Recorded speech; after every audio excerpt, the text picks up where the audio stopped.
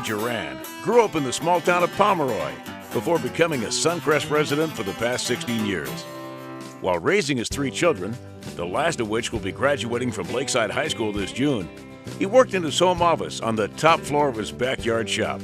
By trade, he's a mechanical engineer, making automated packaging equipment for products from hot dogs to medical supplies to Forever Ice. His love for music, along with his engineering background, seemed to make building instruments a perfect fit. When he was younger, Greg met a man that he jammed with during guitar parties. One time, the man took him down to his shop and showed him all of his woodworking equipment. Greg realized that it was a marriage of 2 things that he loved: woodworking and music. It has some design work. It has a lot of building, hand skills. It also has music. It's all about music. It's all about the instrument. It has woodworking in it. There's physics involved in it. You have to build tooling and you have to build templates and all kinds of other things. So to me, it was perfect. That's all I can say about it. It was just so perfect.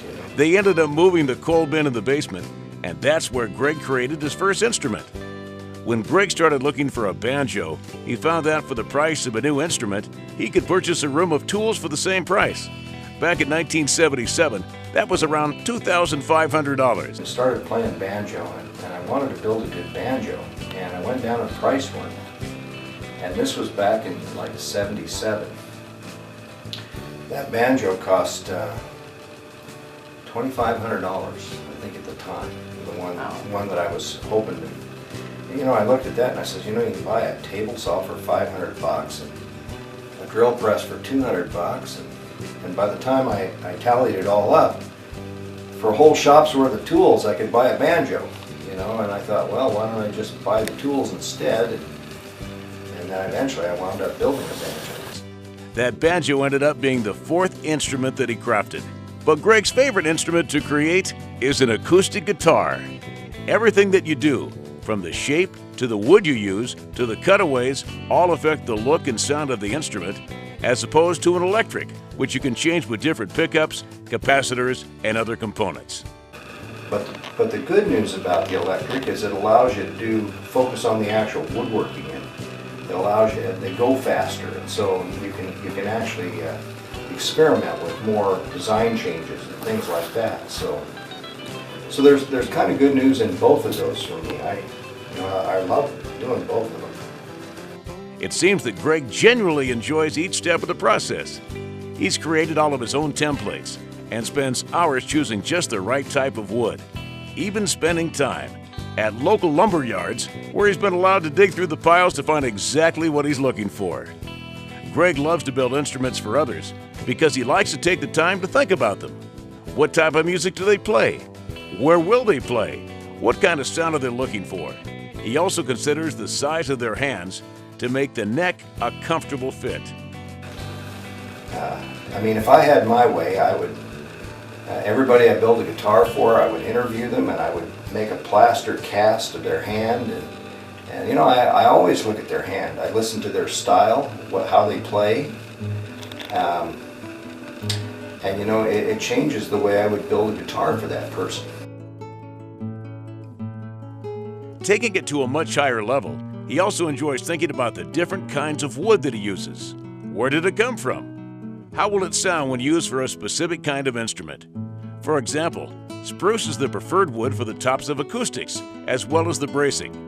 2 guitars can be made exactly the same, but with different types of wood, and they will come out completely different in look and sound. He says it's like giving birth. You don't know what you're going to get. And then there's also the woods. I get to work with some of the most unusual woods.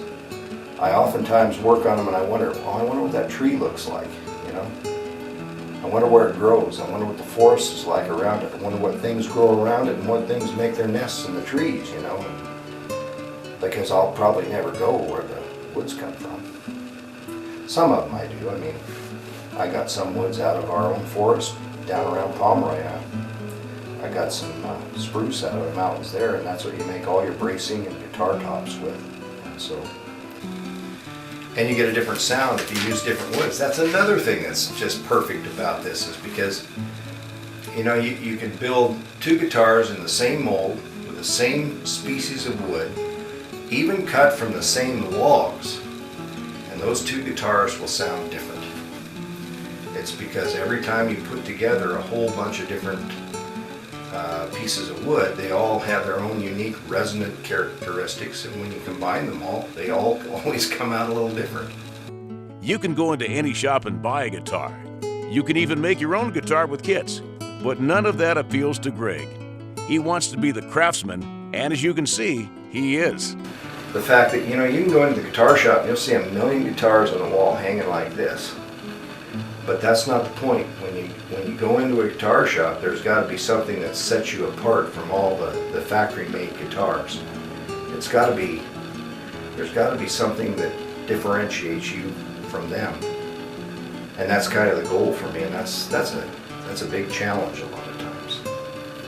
How do you take it up a notch? Greg also creates other forms of art with wood. Using a lathe, he turns the wood from the log to make beautiful pieces, including wood boxes, Christmas ornaments, plates, and vases. These pieces are quite stunning due to the way that the wood and all of the textures are shown. Many selections have combined local varieties with exotic woods. Buying only certified plantation wood is also important to the craftsman, as he wants to make sure that the trees used in this creation are replaced. To date, Greg has completed a total of 14 instruments, including 1 dulcimer, 3 electric guitars, 1 banjo, and 9 acoustic guitars. Though he's kept some of the guitars, the majority have been sent to buyers all over the U.S. You just don't know where they might end up. One of his instruments was lost in a hurricane in Florida and now could be sitting at the bottom of the Atlantic. These pieces of art are just that, art. As a musician, Greg has a great appreciation of the time and effort that goes into creating one of these instruments. The careful hand, the attention to detail, and the dedication to his work is what makes a master craftsman. The look, the feel, and the sound of one of these instruments is like nothing you'll see from a factory-created guitar. The love and dedication that goes into the time he spends with his babies is just what makes them so special. And it's what gives Greg the pride you see when listening to him talk about his love of creating.